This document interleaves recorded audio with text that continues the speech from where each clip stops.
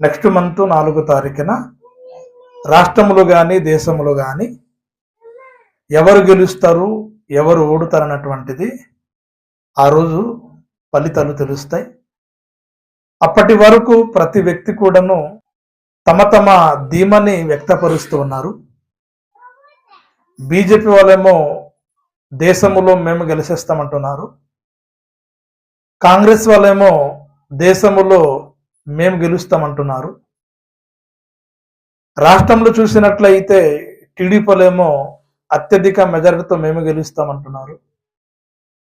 వైఎస్ఆర్సీపీ ఏమో అత్యధిక మెజారిటీతో మేము గెలుస్తామంటున్నారు. అంతేకాకుండా చాలా మంది ఓటర్స్ కూడాను పల్నా పార్టీ గెలుస్తుంది అని తెలిసినట్లుగా కనపరంగా మాట్లాడుతూ ఉన్నారు. ఎన్నో సర్వేలు కూడాను పల్నా పార్టీకి ఇన్ని సీట్లు వస్తాయి, పల్నా పార్టీకి ఇన్ని సీట్లు వస్తాయని రకరకాలుగా పిల్లరా సర్వేలు కూడాను చెప్తూ ఉన్నాయి. పిల్లరా ఎవరు ఎన్ని విధాలుగా ఎన్ని రకాలుగా అనుకున్నా ఎవరు గెలవాలో ఎవరు ఓడిపోవాలో ఎవరి చేతికి ఉంది అంటే ప్రజల చేతికి లేదు, ప్రభుత్వం చేతికి లేదు, కానీ దేవుని చేతికి ఉంది అన్న సంగతి చాలా మందికి తెలియదండి.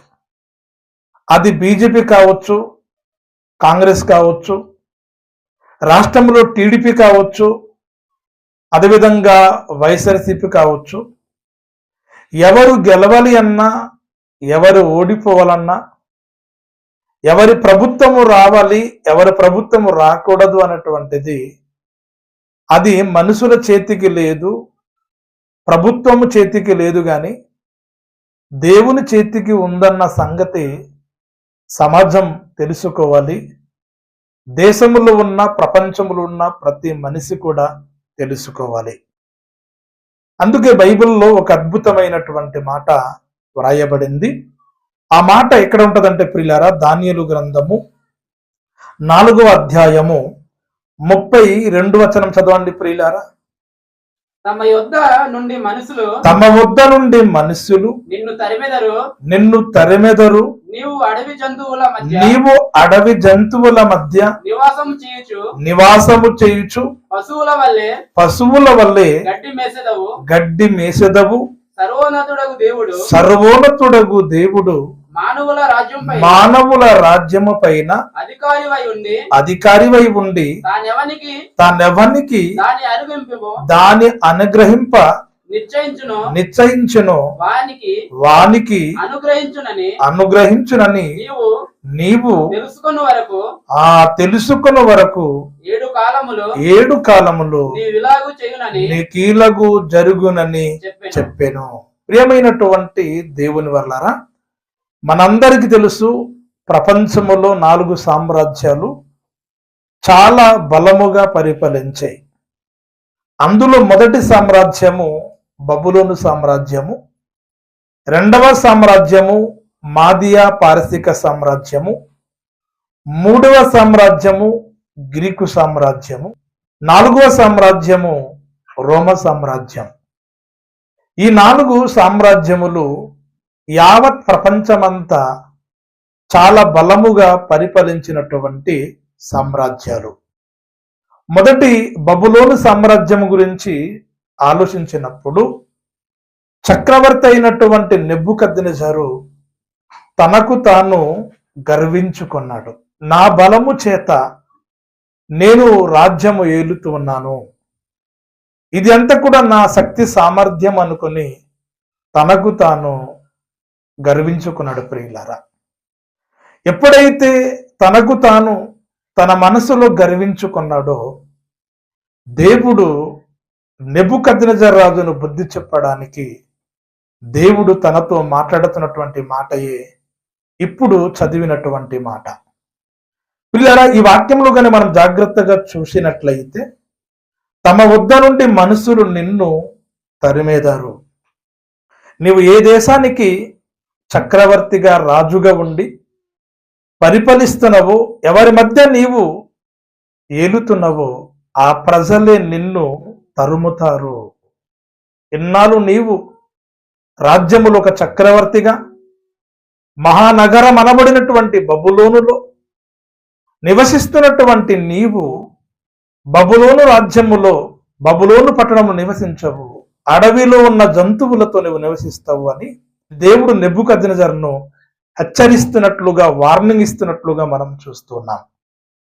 అంతేకాకుండా ప్రియులారా, అడవిలో ఉన్నటువంటి జంతువులతో, పశువులతో నీవు 7 సంవత్సరములు గడ్డి మేస్తావు. 7 సంవత్సరముల వరకు నీవు అడవిలో ఉన్నటువంటి పశువులతో నీవు గడ్డి మేస్తావు. అంతేకాకుండా దేవుడు అన్నాడు, సర్వోన్నతుడగు దేవుడు మానవుల రాజ్యము పైన అధికారై ఉండి. ప్రియమైనటువంటి దేవుని వల్లారా, ఇక్కడ మనం చూసినట్లయితే చక్కటి మాట వ్రాయబడింది. సర్వోన్నతుడగు దేవుడు మానవుల రాజ్యమంతటి మీద అధికారై ఉన్నాడు అన్నటువంటి మాట కనబడుతుంది. ఈరోజు చాలా మంది అనుకోవచ్చు, టీడీపీ ప్రభుత్వము మేము స్థాపించిన పార్టీ అని టీడీపీ ప్రభుత్వం అనవచ్చు, వైఎస్ఆర్సీపీ వాళ్ళు మేము స్థాపించిన పార్టీ అనవచ్చు, అదేవిధంగా జనసేన పార్టీ వాళ్ళు మేము స్థాపించిన పార్టీ అనవచ్చు, అదేవిధంగా బీజేపీ వాళ్ళు ఇది మా పార్టీ అనవచ్చు. నీ పార్టీ నీకు ఉన్నా, నీ రాజ్యం నీకు ఉన్నా నువ్వు గెలవలేవు. ఎందుకంటే మనుషులు ఏ పార్టీలైతే స్థాపించి, ఏ రాజ్యములైతే మనుషులు స్థాపించి రాజ్య పరిపాలన చేస్తూ ఉన్నారో, చేయబోతూ ఉన్నారో ప్రియులారా, వారి రాజ్యములంతటి మీద దేవుడే అధికారి అటండి. నీ పార్టీ మీద నీవు అధికారిగా ఉండవచ్చేమో, కానీ అధికారము ఎవరికి ఇవ్వాలి, ఎవరికి ఇవ్వకూడదు అన్నటువంటిది దేవుని చిత్తమై ఉన్నది, దేవుని చేతికి ఉన్నది. అందుకే దేవుడు అంటున్నాడు ఏమనంటే తనెవరికి అనుగ్రహింప నిశ్చయించును వానికి అనుగ్రహింపబడునని నీవు తెలుసుకోవాలి. నీకు బుద్ధి వచ్చేంత వరకు నీవు అడవిలో జంతువులతో పాటు గడ్డి మేస్తావు.